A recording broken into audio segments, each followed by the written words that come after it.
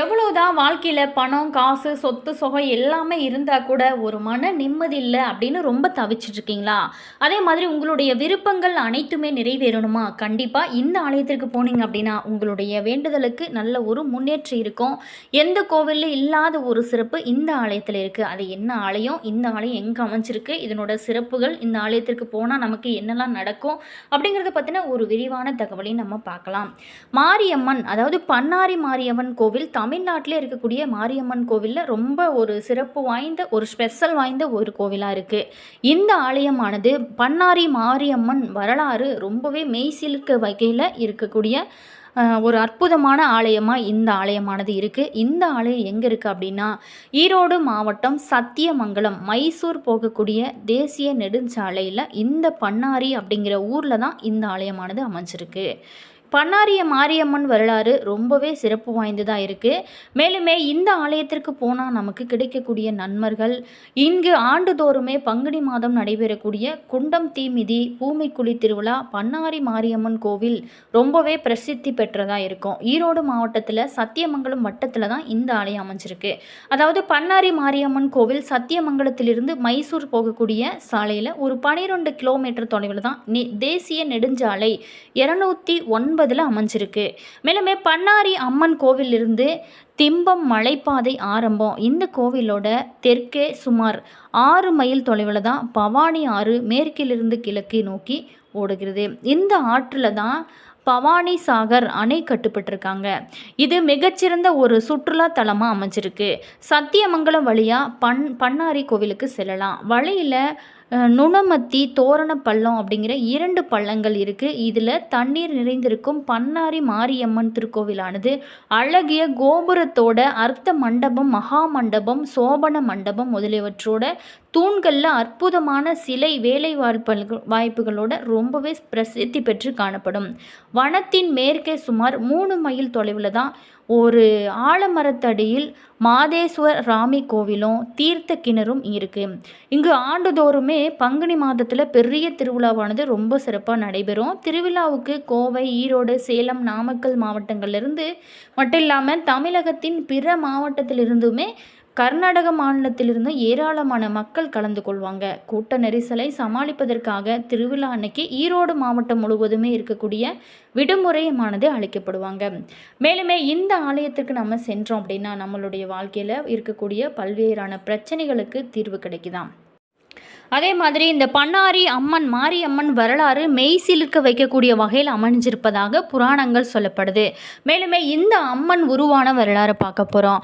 அந்த காலத்தில் வண்ணார் சமுதாயத்தை சார்ந்த கணவனும் மனைவியும் சலவை துணி துவைப்பதற்காக ஒரு பெரிய மலை கீழே அமைந்திருந்த ஆற்றில் துணி சலவை செய்ய எடுத்து போயிருக்காங்க.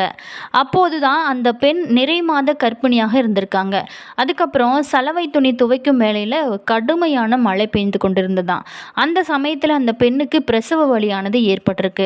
அதுக்கப்புறம் அந்த கணவனோ தான் சலவைக்கு கொண்டு வந்த அந்த சேலைகளை எல்லாமே கொண்டு நாலாபுரமும் கட்டி தன்னோட மனைவிக்கு தானே பிரசவம் பார்த்துருக்காரு. 2 பெண்கள், அந்த பிரசவத்தில் 2 பெண் குழந்தைகள் பிறந்ததாம். மேலுமே அந்த ஒரு குழந்தையை அவர் தூக்கியதாகவும் மற்றொரு குழந்தைய இருவராலும் தூக்க முடியவே இல்லையா. அதுக்கப்புறம் தான் அவங்க அந்த குழந்தைய அருகில் இருந்த தாலியில் வைத்துட்டு 3 பேரும், அந்த குழந்தை, கணவன், மனைவி இவங்க 3 பேரும் போய் சென்று நடந்ததை ஊர் கவுண்டர்கிட்ட இவங்க பார்த்திங்கன்னா சொல்லியிருக்காங்க. அதுக்கப்புறம் அவங்களோட அந்த குழந்தை இருக்கும் இடம் அனைவருமே வந்து பார்த்துருக்காங்க. அந்த குழந்தையை யாராலையுமே தூக்க முடியலையாம். பின் இரும்பு கடப்பாரை கொண்டு அந்த தாலியை தூக்க முற்பட்டாங்க. அப்போது அந்த குழந்தையோட வலது மார்பில் கடப்பாரை பட்டு ரத்தம் கசிந்ததாம்.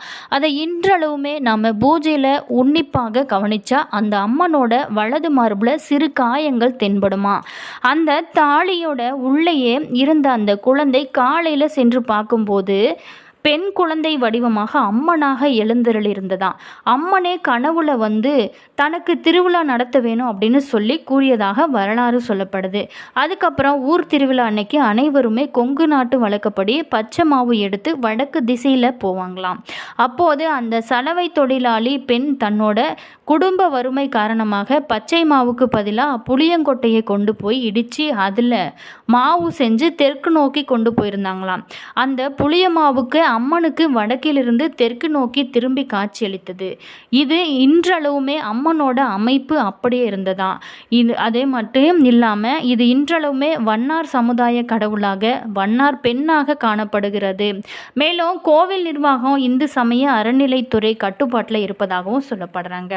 இங்கு ஆண்டுதோறுமே பங்குனி மாதம் நடைபெறக்கூடிய குண்டம் தீமிதி பூமிக்குழி திருவிழா பண்ணாரி மாரியம்மன் கோவில் ஈரோடு மாவட்டத்தில் சத்தியமங்கலம் வட்டத்தில் இது ரொம்பவே பிரசித்தி பெற்று ரொம்பவே சிறப்பாக கொண்டாடப்படுவாங்க. மேலுமே இங்கே பொறுத்த வரைக்குமே ரொம்ப சிறப்பான பூஜைகள் நடைபெறும். அந்த ஆலயத்திற்கு போனோம் அப்படின்னா நல்ல ஒரு முன்னேற்றம் இருப்பதாக, பல்வேறோட வாழ்க்கையில் இருக்கக்கூடிய பிரச்சனைகளுக்கு நல்ல ஒரு தீர்வு காண்பதாக சொல்லப்படுறாங்க. இந்த கோவிலுக்கு நம்ம போனோம் அப்படின்னா நல்ல ஒரு முன்னேற்றம் இருக்குமா. பண்ணாரி அம்மன் கோவிலோட கட்டிடக்கலை ரொம்பவே பிரசித்தி பெற்ற இருக்காம். இந்த ஆலயத்திற்கு போயிட்டு நம்ம வழிபடுவதனால என்ன பலன்கள்லாம் கிடைக்கும் அப்படின்னா, தமிழகத்தோட மேற்கு பகுதியான கொங்கு நாடு காடுகள் நிறைந்த நிலமாக ரொம்பவும் வளமானதாக இருக்குமா. பண்ணாரி கோவில் இன்று கொங்கு நாட்டோட வடமேற்கு எல்லையில் அமைஞ்சிருக்கு. பார்வையாளர்கள் அம்மனை தரிசிக்கவும் இந்த இடத்தின் அழகை காணவும் ரொம்பவும் விரும்புவாங்களாம். பண்ணாரி அம்மன் அற்புதங்களை செய்யும் சக்தி தேவியாக கருதப்படுகிறாள். அதனால தான் வாழ்க்கையில் இருக்கக்கூடிய சிரமங்கள் அம்மன் அருள் பெற இந்த கோவிலுக்கு நிறைய மக்கள் பார்த்திங்களா வருகிறாங்க. இந்த கோவிலுக்கு வருவதனால என்னெல்லாம் நன்மை நடக்கும் அப்படின்னா, மன அமைதி இல்லாமல் இருக்கிறாங்க பார்த்திங்களா, அவங்களுக்கு கண்டிப்பாக மன அமைதி கிடைக்குதான். அதே மாதிரி உங்களோட விருப்பங்கள் அனைத்துமே நிறைவேறுவதாக பக்தர்கள் நம்புகிறாங்க. மேலுமே அதாவது எப்படி இது அடைபடுவது, விமானம் மூலம் சத்தியமங்கலத்திற்கு அருகிலுள்ள விமான நிலையம் கோயம்புத்தூர் சுமார் 57 கிலோமீட்டர், திருப்பதி, பெங்களூர், கோழிக்காடு, கொச்சி போன்ற நகரங்களில் இருந்துமே கோவைக்கு பல விமானங்களுமே இருக்குது. மேலுமே இதில் பொறுத்த வரைக்குமே ரொம்பவே ஸ்பெஷலான விஷயம் என்ன அப்படின்னா, பண்ணாரி மாரியம்மன் கோவில் காலை 5 மணிக்கு திறக்கப்பட்டு இரவு 9 மணிக்கு மூடப்படுவாங்க. திங்கட்கிழமை காலை 5 மணி முதல் 12 மணி வரைக்கும், மாலை 4 முதல் இரவு 9 மணிக்கும், செவ்வாய்க்கிழமை நாளில் 5 to 12 மணி வரைக்கும், மாலையில் 4 to 9, இப்படி ஒவ்வொரு கிழமைக்கும் அந்த டைமில். அதே நேரத்தில் இந்த கோவில் மூடப்படக்கூடிய நேரம் பார்த்திங்களா, மதியம் 12 to 4 மணி வரைக்கும் கோவிலானது மூடியிருக்கும். ஞாயிற்றுக்கிழமை காலை 5 முதல் 12 மணிக்கும், மாலை 4 முதல் இரவு 9 மணிக்கும் இந்த ஆலயத்திற்கு நம்ம போகலாம். மேலுமே பண்ணாரி மாரியம்மன் கோவில் ரொம்பவே விசேஷமான ஒரு கோவிலாக இந்த ஆலயமானது அமைஞ்சிருக்கு. பண்ணாரி மாரியம்மன் கோவிலோட கட்டிடக்கலை ரொம்பவும் பிரசித்தி பெற்றதாக இருக்குது. அடர்ந்த காட்டில் இது தெற்கு நோக்கிய கோவிலாக அமைஞ்சிருக்கு. மேற்கு, வடக்கு, தெற்கு ஆகிய 3 திசைகள்லையும் தாவரங்கள் வளர்ந்திருக்கும். அழகான மலைகள், குன்றுகள் ரொம்பவே சிறப்பாக இருக்கும். ஒரு காலத்தில் இந்த இடத்துல எதுவும் இல்லாததுனால கிராம மக்கள் வந்தீங்களா கனாங்கு அப்படிங்கிற மூலிகையை கொண்டு கட்டிடம் கட்ட தொடங்கியிருக்காங்க அப்படின்னு நம்பப்படுது. அதற்குள்ள கூரையை உருவாக்கி அதற்கு பதிலாக டைல்ஸ் பதிச்சிருக்காங்க. அவங்க மக்களோட நிதியை பயன்படுத்தி மீண்டும் கட்டிடத்தை புதுப்பிச்சிருப்பதாகவும் தகவல்கள் வெளியாயிருக்கு. இப்போது கோவிலோட மேல் ஒரு குவி மாடத்தோட ஒரு கருவறையுமே இருக்காம். சோபன மண்டபம் 24 தூண்களை கொண்ட ஒரு அழகு சிற்பம். அதன் பிறகு அர்த்த மண்டபம் மற்றும் மகா மண்டபம் ஆகியவை பண்ணாரி மாரியம்மன் கோவிலோட ஒட்டுமொத்த தோற்றத்தை வளப்படுத்துதுன்னு சொல்லலாம். கோவிலை சுற்றி இன்னுமே பல கோவில்கள் இருப்பதாகவும் சொல்லப்படுறாங்க. இங்கு பொம்மை ராயன், விநாயகர், சருகு மாரியம்மன், மாதேஸ்வர, முனியப்பன் என பல தெய்வங்கள் குடிகொண்டிருக்காம். அர்த்த மண்டபத்தின் மேற்கு பகுதியில் பொம்மராயன் கோவிலானது அமைஞ்சிருக்கான். கோவிலோட தெற்கு பகுதியில் மாதேஸ்வரன் அம்மன் வீற்றிருக்கிறாரு. கோவிலோட குளத்திற்கு அருகில் மேற்கு நோக்கிய சிறிய கோவிலானது இருக்காம். இந்த கோவிலோட மேற்கு பகுதியில் ஒரு குழி அமைக்கப்பட்டிருக்காங்க. இங்கு பருவமழையில் தண்ணீர் சேமிக்கப்படுவாங்க. கோவிலோட இடதுபுறம் வண்டி முனியப்பர் சன்னதியை நம்மளால காண முடியும். சோழர்களுக்கு இது ஒரு முக்கியமான தெய்வம். அவங்க இங்கு அஞ்சலி செலுத்தி வந்துள்ளதாகவும் சொல்லப்படுறாங்க. மேலுமே பண்ணாரி மாரியம்மன் கோவில் அப்படின்னு பார்த்தோமா, இங்கே திருவிழான்னு பார்த்தோமா, குண்டம் திருவிழா ரொம்ப ஸ்பெஷலாக நடக்குமா. தமிழ் மாதமான பங்குனியின் போது நடைபெறுமா. இது ரொம்பவே பிரசித்தி பெற்ற ஒரு திருவிழாவும் இருக்குது. இதன் போது பக்தர்கள் வருகை தருவாங்க. முழு இடமும் அலங்கரிக்கப்படும். மேலுமே சுற்றுச்சூழலை பார்வையிட மகிழ்ச்சியாக இருக்கும். இந்த திருவிழாவின் போது மாவட்டத்துக்கும் விடுமுறை அளிக்கப்படுவது ரொம்ப சிறப்பான விஷயம்.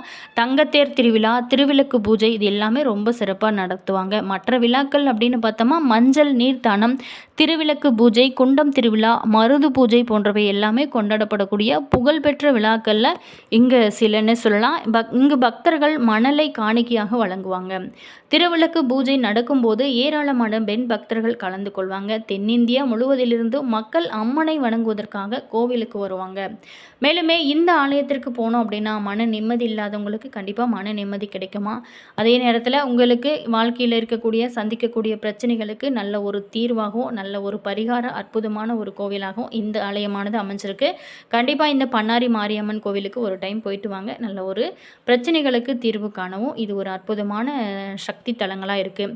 என்ன நேயர்களே, இந்த வீடியோவில் பண்ணாரி மாரியம்மன் கோவில் உருவான வரலாறு, இந்த ஆலயத்திற்கு போனால் கிடைக்கக்கூடிய நன்மை அப்படின்னு பார்த்தோம். வீடியோ உங்களுக்கு பிடிச்சிருக்குன்னு நினைக்கிறேன். வீடியோ பிடிச்சிருந்தா மறக்காமல் லைக் பண்ணுங்கள். இது போன்ற பல சுவாரஸ்யமான தகவலை நீங்கள் தெரிஞ்சுக்கணும் அப்படின்னாலும் மறக்காமல் இனியவள் உற்சாகம் சேனலை சப்ஸ்கிரைப் பண்ணிட்டு கூடவே பாருங்கள் பெல் பட்டன் இருக்கும், அதையுமே ப்ரெஸ் பண்ணிக்கோங்க. அப்போ தான் நாங்கள் போடுற புது புது நியூ வீடியோஸ்லாம் உடனுக்குடன் நோட்டிஃபிகேஷனாக வரும். அதே மாதிரி உங்களோட கருத்து என்ன அப்படிங்கிறத மறக்காமல் கமெண்ட்ஸில் சொல்லுங்கள். உங்களுடைய உறவுகள் வகையில், நண்பர்கள் வகையில் இந்த பதிவை ஷேர் பண்ணிவிடுங்க. அவங்களுக்கு ரொம்பவே யூஸ்ஃபுல்லாக இருக்கும். Always thank you.